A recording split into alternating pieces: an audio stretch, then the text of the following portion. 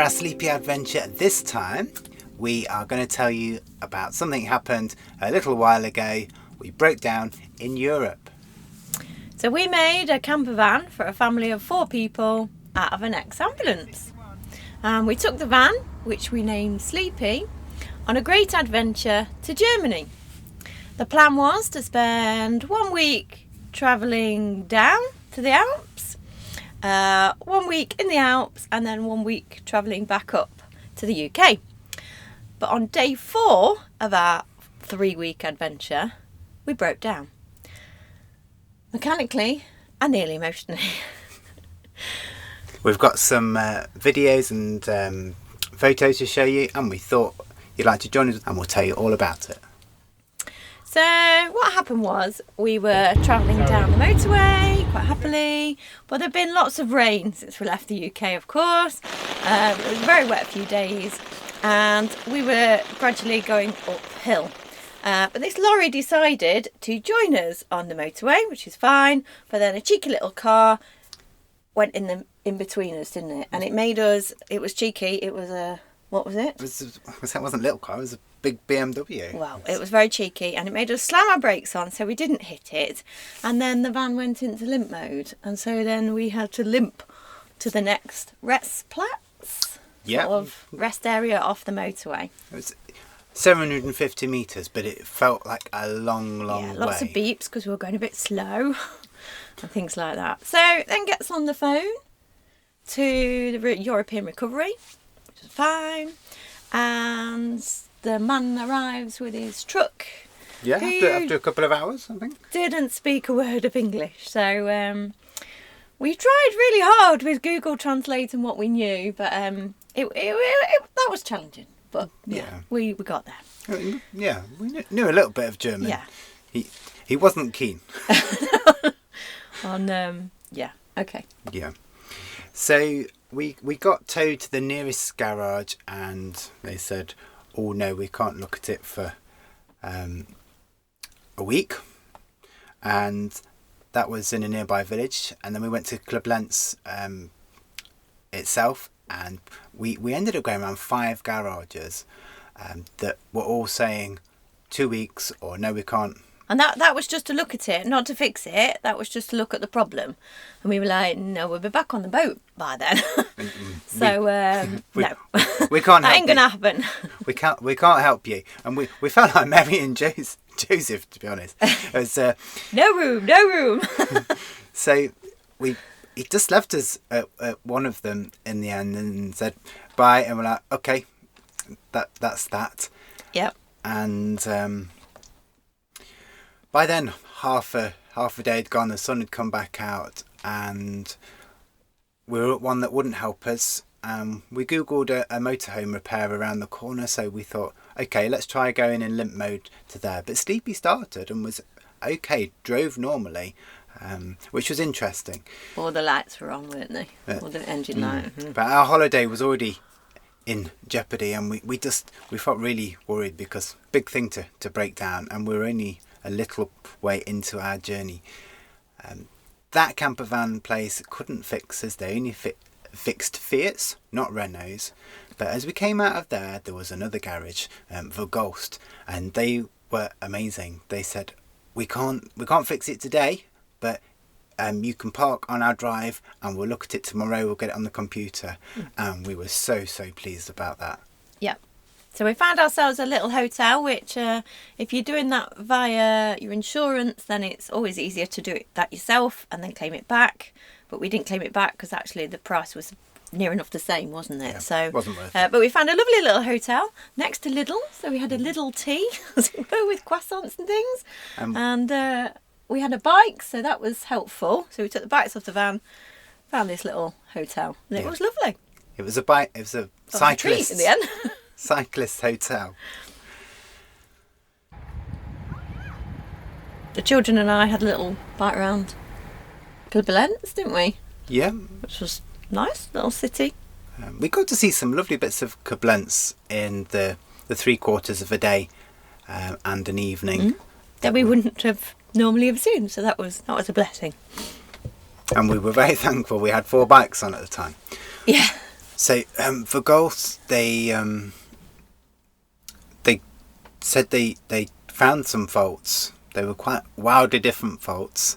They cleared them, and that kept arousing our suspicion of water in the electrics or some sort of electrical fault, because one of the faults was at the front, one was at the back. Anyway, they cleared those. So we drove to a campsite. Just outside Koblenz, so it really wasn't very far. And pondered on it, didn't we? What we were going to do. This is daughter and I having a ponder, looking under the bonnet there to see if we could see a source of water getting in.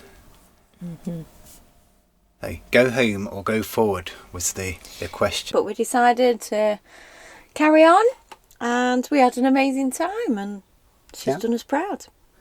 Yeah, so we did. We made it to the Black Forest, gingerly, sort of stomach in mouth sometimes, going, oh, is it going to be all right? Is it going to be all right? But we did, didn't we? Yeah. Made it to the Black Forest. There was more rain in the Black Forest. And you can see that in this video. Wow, what a lot of rain. I went out in the rain because I'd got all these suspicions about rain. I'd been thinking about it a lot. And I found rain that was coming down the sill in the bonnet and not coming out the front of the van, but going inside the engine compartment. So I thought maybe that's got something to do with it. So what we figured might have happened is, as we were going uphill, the water was collecting on the back of the van here, because it's got the bit where the blue lights used to flash. And as we braked to miss the car, that water went gush down. I don't remember that as a gush, because it was just like, there's a van, and there's a car, but that's what we sort of processed as what might have happened. I remembered it, but not at the time. It was only like 2 or 3 days later. I remember the water gushing down. I'm worried about smashing into the other road users and braking hard. The water was a side thought, and was down the sides of the windscreen. So the light bulb moment was you then ferreting around in the bin in the bin to try and find some plastic bottle to fashion something to make a bit of a gully so the water came out of the van and not into the engine compartment. Yeah, we have a saying in the UK which is to make something Heath Robinson. So I did a Heath Robinson job with the beer bottle. Yeah, you didn't look strange looking in the recycling at night, did you, at all, with your torch? So we're on the road again and made it to the Alps. We did. Good morning. Quick update on the van. After a horrible breakdown on the autobahn, we ended up with a load of water. I think this is the problem, coming down into the wiring, possibly at ECU. And instead of running down the sills and on the bonnet, it seems to get inside, and there's a problem there. So I've used a bit of older beer bottle out of the recycling. Got some funny looks looking in the recycling at 10 o'clock at night with the torch. What a pain though. All to do with this silly back box, which has got no way of draining. You get a big puddle up here. Right, better go for a walk. And that was a big emotional moment that we'd made it there. Yeah. We're not whether we're going to make it back, but we'd made it there and we had a great time with our friends. We were so pleased to meet up with our friends. Yeah.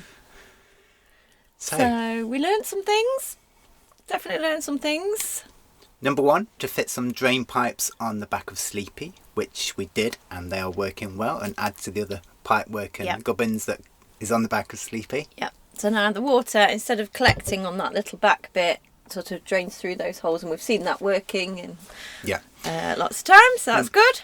Number 2, we thought a lot, we talked a lot, and we prayed a lot about our dilemma.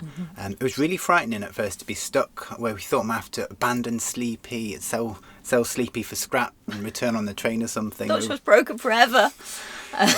But we made the decision to go on, and it was a good decision, and we learned that about life.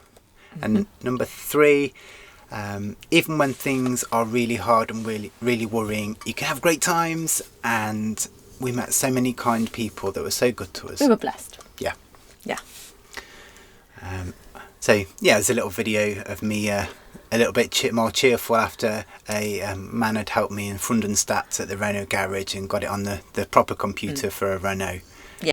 So our campsite owners kindly phoned up the garage here at Pfronten, and we have been to the Renault garage and been on their diagnostic blip system, and the kind of mechanic has cleared all the faults that I think were water related, apart from the overheating, but that one has gone as well, and we have only the one light on for the handbrake that we should do.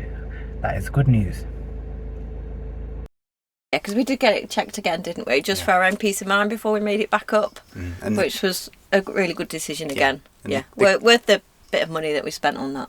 So we're coming up to the place where we lost power 2.5 weeks ago now, and towards Koblenz, and hopefully going to go past it with success today.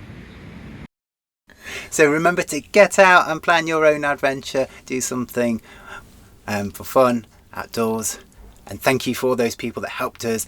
And we'll see you soon.